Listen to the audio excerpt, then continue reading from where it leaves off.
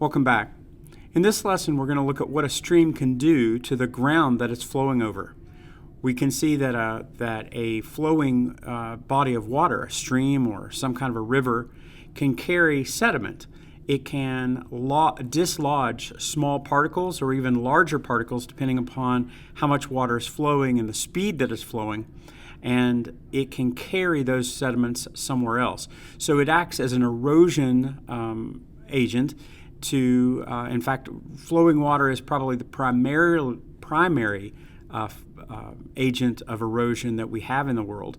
And so we'll see that it can carve into the soils along the sides of the bank, and so the bank of the river can change.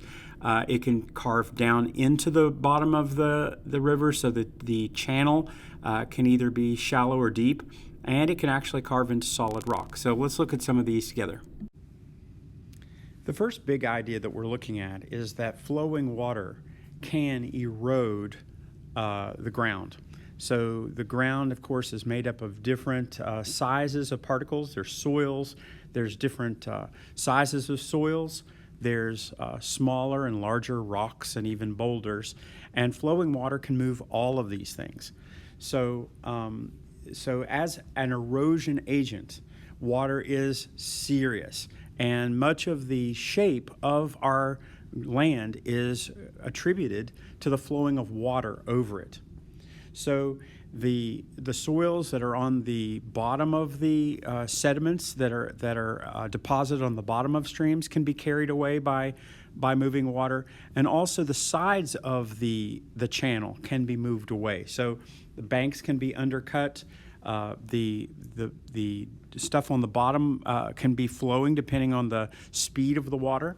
So how much water is in the channel, how steep is it, all of these factors will determine in how much sediment and the sizes of sediment that can move. Also, this water, this hydraulic force of this water, hydro is water, so force itself of the water can actually break apart rocks. We've already looked at weathering and how that rocks can be broken apart physically. Well, water hitting against something can break apart a rock. Now, it may take a long time for it to happen because little by little, one grain at a time can be broken off of a rock by hydraulic forces. But over time, you can see that that rocks are rounded by flowing water. If you've ever been to the river swimming, you can see that there's even channels that are carved into the rock by the moving water. You also see that other things can grind rocks down. So stuff that's in the water can grind, basically act like sandpaper. So if you have pebbles or rocks in the bottom of a swirl, if you have an eddy inside a river, those scraping rocks, scraping, can actually form carved potholes, which are basically little round holes in the bottom of solid rocks. And we'll look at a picture in a second. So here's an awesome picture of a river that when it's high, you're going to have swirling water on the bottom of these potholes that have rocks and pebbles in them. And as the water is circling around and around, it's basically it's an abrasion of these pebbles and these rocks round and around and form potholes. So depending upon whether a river is continuously at a level or only occasionally at a level, you can have deep holes in the bottom of rivers called potholes for that reason. Now, this is an important concept. A load is something that's being carried by the water, okay? It's some kind of a solid particle that's being carried.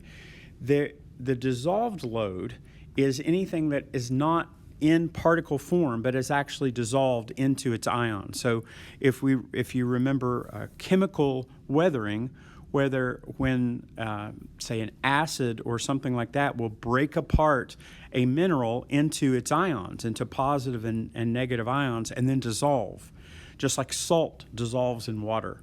Lots of minerals can dissolve in water and then be carried by that water. That would be a dissolved load. So that's actually in the water. It's not hanging out. It's not being carried by the water. It's actually just embedded in, dissolved into the water. That's dissolved load. and it can be stuff that the water itself dissolved, or that was dissolved somewhere else and then carried by water into a stream. A suspended load are actually particles. So imagine sand or dirt or clay or anything, small particles of silt that's in the water and it's being carried. So if you ever were to see a muddy river, the muddy river, that's the mud that you're looking in the river. If the water is not clear, then it's carrying lots and lots of suspended load. And the dirtier the water seems, the more load could be suspended in there. That mud usually is clay, which is really, really tiny soil, and silt, which is even smaller. Okay? The bed load is the rocks that are grinding along the bottom of the stream that are being pushed by the water. So the water can carry small particles, okay? Just imagine that you've got a blown up balloon and you're trying to keep it off the floor and you're banging it up into the air. Water can do that with even small rocks, even with large rocks, depending on how ferocious the stream is. But as those rocks are being bumped along the bottom of the river, that's called a bed load. And so even huge boulders can be taken down a quickly moving stream. That's why a lot of the rocks along the river are round, because they're called river rock, because they've been bumped and bumped and bumped, and all of the edges have been knocked off of them as they're being carried along the stream bed. So this is a muddy river. You can see that it's got lots of suspended sediment in it, clays and silts that are making this water very muddy. Last couple of vocab words that are very important is the capacity. Okay, the capacity is the amount of solid that it can carry. So if you've got a very slow-moving stream, it's not going to carry very much. There's not a lot of force in that water that's able to actually lift those particles up into the water, and so it stays on the bottom. So the capacity is based upon the amount of water going through, the speed of that water. So the more discharge, the more amount of water that's going down the stream, that water all has force that could carry something. It either can carve something, erode something, or suspend something, and so the capacity is that amount. The competence is based upon the size, all right? So if you have, say, the Gauley River in October when it's whitewater rafting season, you're going to have enough ferocious water, okay, that's putting a force on something to carry lots and lots of soil downstream. Even big rocks can be carried at the bottom of rivers. That's its competence. So the competence is the speed of that water that's able then to transport bigger particles, rocks, okay? So when you have lower competence, it's slower. You're not going to carry lots and lots of stuff. The slower a river moves, the more soils and rocks have already settled to the bottom. And then it just is more and more, less and less is going to be moving with the river when it's very, very still.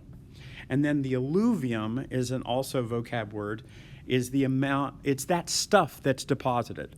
Okay, so whatever that is, whether it's rocks or boulders or small rocks or pebbles or sand or silt or clay, whatever is then being deposited by that river as it's losing its competence is called alluvium.